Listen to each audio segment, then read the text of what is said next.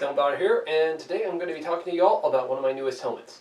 This is a Centurion Roman Gallic Imperial helmet, and yes, this is actually the said helmet. Right now, I'm just wearing it on my neck. It has a historical version that they would have had. In fact, they would have had this little piece of attachment of a ring here. That way, you can actually wear it like this when you're in friendly territory. In fact, this is easy to use. Now, this is made out of ancient gauge steel. This is from replica. I got this from cultivatina.com. Now, since this is a Centurion type helmet, it came with a said crest, which I'm not too fond of. Yeah, I'm not in favor of those. And as well, it also came with this little piece of brass that you attach on the top end. And yes, this is actually what these top end pieces were meant for. But as I said, I'm not going to probably use it that way. Don't know why. I'm pretty much not a big fan of those type of versions on the helmet. I only got it this way because this is all they had for regular soldiers. So yeah. Now, I was wanting to get the Celtic version that looks like this. In fact, this would have been the version that of which the Romans copied off of. In fact, it was stated that the Romans copied off of the Gallic helm, and this is based off of the Gallic helm. This is an Imperial Roman helmet that was copied from the Celts of Gaul. In fact, they got rid of their old version helmets that would have been used during the time of the Punic Wars and switched for this sometime during the Gallic Wars. We don't know whether during the time of Julius Caesar or Augustus, but my biggest bet would have probably been in between factors. In fact, these helmets were technically surprisingly better than their old versions. How so? Well, let me show you why. Upon wearing this helmet, I can actually hear a lot more easily due to the cutouts in the ears. Now, that's actually the really cool part, and as well, this is actually nice to feel around it. It actually does slightly feel lighter, and as well, it even has a further back neck guard, making sure that my head doesn't get cut. So why do I have to worry about that? Well, it's kind of like this. What is the most dangerous weapon on the battlefield during that time? In fact, it was stated in the Bible that he who lives by the sword will die by the sword. Exactly my point. The sword. So why is it said the sword is probably the most dangerous weapon on the battlefield? Well, it's kind of like this. The ancient Celts would have used a form of tactic in order to actually cut the back end of the neck. And that's actually the way they used it. Especially if they accidentally missed. So in doing so, they would come back around with the back blade. And in the process, slice the vertebra from my neck. In doing so, killing me instantly, or in the process, making me drop to the ground. Now, in the time during the Roman military, they would have actually done the following. If a sword bullet was coming down this way, what I had to do is turn my neck and lower it, like so. As you can see, it won't allow it. In fact, this does feel a lot better to wear for a Roman legionnaire. I do see both ways very perfectly. I see up, I see down. It's perfect. I can hear very well. But the thing is, I'm not a big fan of these helmets because they're not like the Celtic version. And I love the Celtic version comparing that to this helmet. I know, I hear you already. Why didn't you get the other one? Well, that's the problem. Unfortunately, they didn't have it in stock at the time, so I had to get this one. Yes, I'm hating myself as much as y'all. In fact, I do like these helmets still, but as I stated, these are a little different. Now, this is technically a Gallic H version. Now, what's that mean? Well, it's kind of like this. The Gallic H version is different compared to its other version because it's probably depending on a time era or a division of the Roman military. In other words, which Roman general in history or Roman emperor.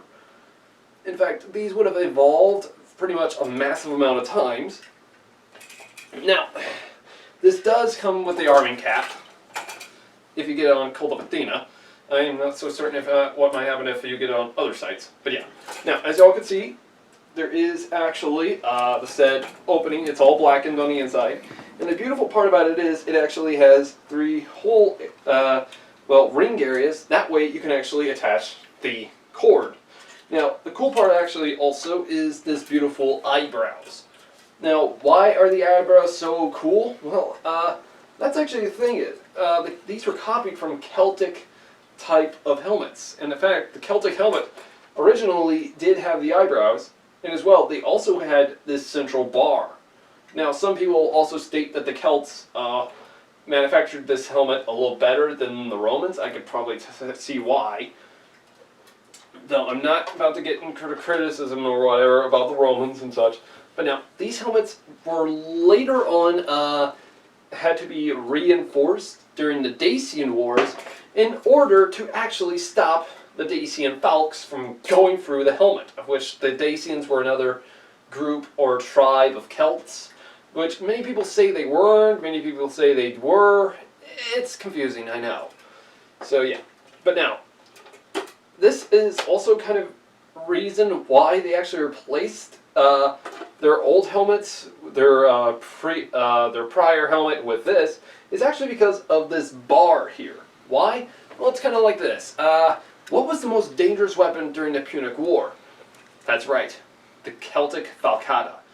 Or in this case, falcata or copis, whatever you want to pronounce it as, which the Carthaginians used on the battlefield.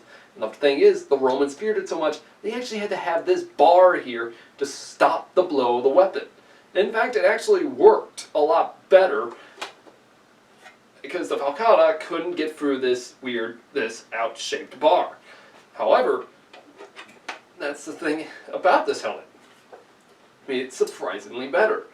And in fact, Romans sometimes actually had this slightly elevated upwards, but then they lowered down over time. Now, the back plate is lower than their old helmets, and as well, they actually have it slightly more reinforced. Now, it does come with slight decorations on the helmet, and of which it was actually stated that Germanic warriors, or even Celts from Britannia would have taken these as war trophies, and in the process actually mocked the Romans.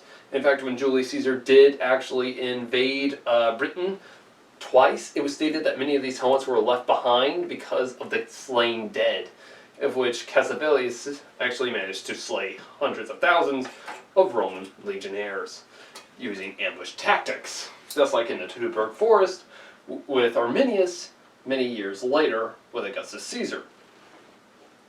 Now, this is actually really cool about the type of helmet. It actually does surprisingly near look just identical to a Celtic helmet.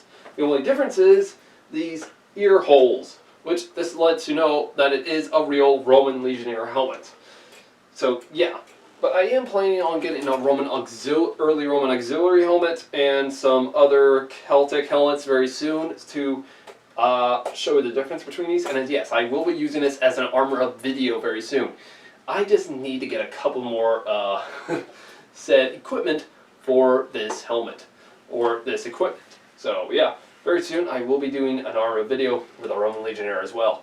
Hopefully y'all can actually catch that one as well. If y'all want to buy one of these, be my guest. I will leave links down below. If y'all want to know more information about it, also check the information down below in the description. And as well, also check out our Facebook, of which y'all can actually know the next upcoming videos. Anyways, guys, hopefully y'all can catch up on the next video. If y'all want me to buy any particular type of armor, also let me know down in the comments below. That way I can get right to it.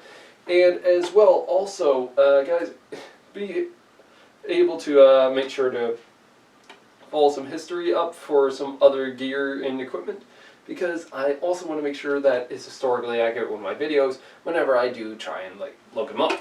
Because I actually got a couple of messages from some people on Facebook who wanted me to take a look at some said armor that was nothing but fantasy. So yeah, it was kind of a disappointment really. But yeah, anyways, as I stated, y'all can actually easily inform me both here on YouTube and including also on Facebook. Because guys, I want to teach history as much as y'all want to learn it. Because guys, that's the thing. History is written by the victors, and most of the time, history is left out of our knowledge. Or as well, it always is doomed to repeat itself when we do not listen to it. Anyways guys, this has been Templar. Have a great day.